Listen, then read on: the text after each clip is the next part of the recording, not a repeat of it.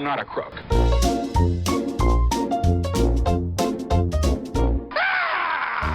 Welcome to Law Bite. The following is for entertainment purposes only. I'll never tell a lie. It is not legal advice, not even close. And now for the very finest in idiotic legal news and commentary. This is Law Bite.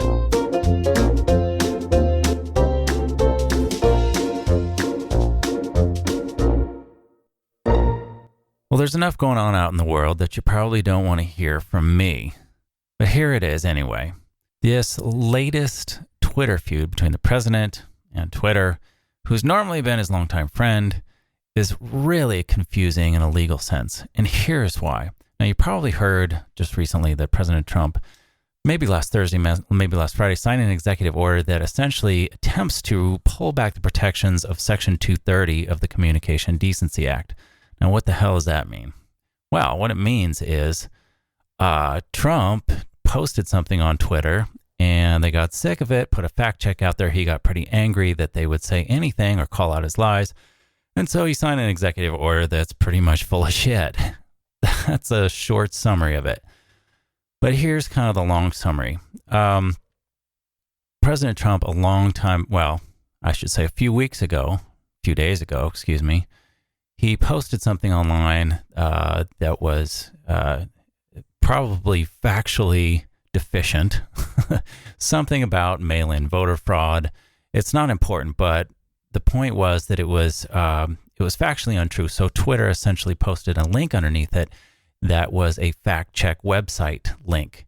And so Trump, when he saw that, he got so angry, so mad that anybody, especially Twitter, would try to call out something that he said or anyway infer that it wasn't the truth, because it wasn't the truth, that he decided just to pick up his pen and sign an executive order that normally afforded protections to companies like Twitter.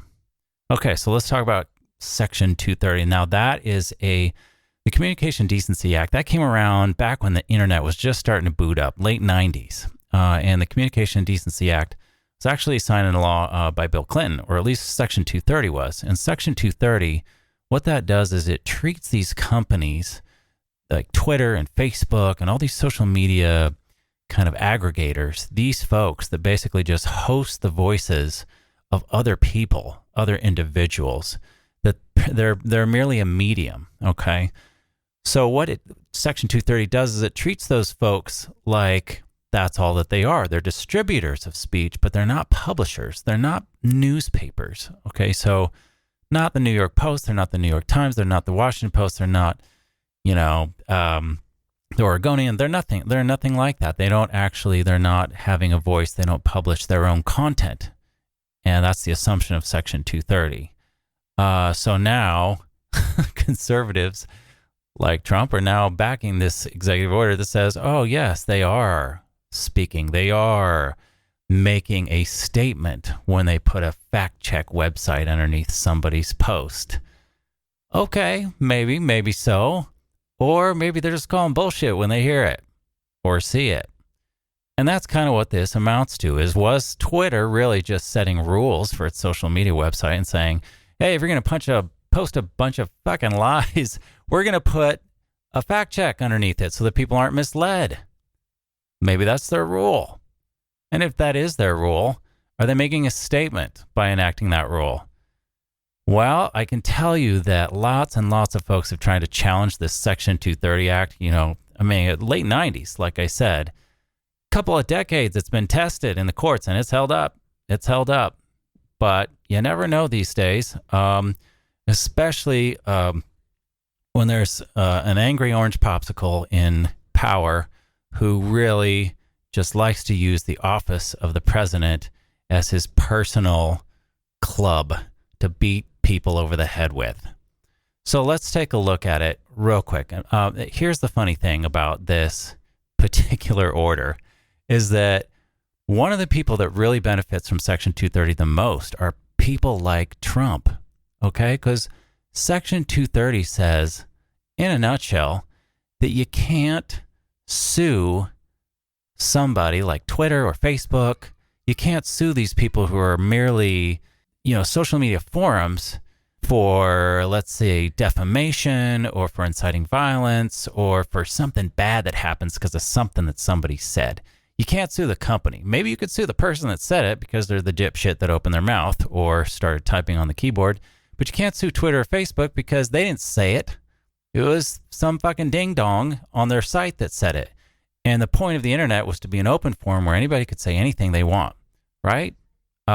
Basically, First Amendment protection plus.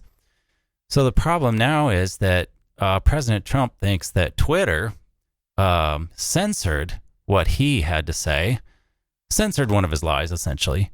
And now he's essentially saying that Twitter censored his speech and is essentially violating the First Amendment because of that. Now, here's the problem. Twitter's just, they're not the government. The only person that can violate the First Amendment is the government, right? That's how that works. The government can't place restrictions on your free speech. Your mom, your dad, they say you want to live in this house, you can't say fuck. That's okay. That is completely legitimate. And if Twitter or Facebook says, if you want to live in our house, you got to tell, or your lies are going to be fact checked, then they can. You know why? Because they're a private party. So here's the problem. Here's the irony of all of this is that President Trump, by enacting an executive order that attempts to peel back protections for the right to expression or the right to exist for these kinds of companies, his attempt to curtail their protections under free speech is itself a fucking violation of the First Amendment. Sorry, I got a little angry. It's just so hard when there's a supreme dipshit in power and there's nothing you can do about it except wait till November. That's what I said. Make sure, please, everybody, go to the polls. Go mail in vote, whatever you got to do. I don't care. And I don't care who you vote for. Just make your voice heard because, man, it is more important than ever to get out there and have some kind of power. Take it back, please. We're the people. We're supposed to be in charge. Take your power back. Do it in November. I implore you. Thanks, everybody, for listening. You guys really support me, and I really, really appreciate it. This is Law Bite. I'm Christian, your host. Thank you, everyone, for listening. We'll see you again next time. See ya.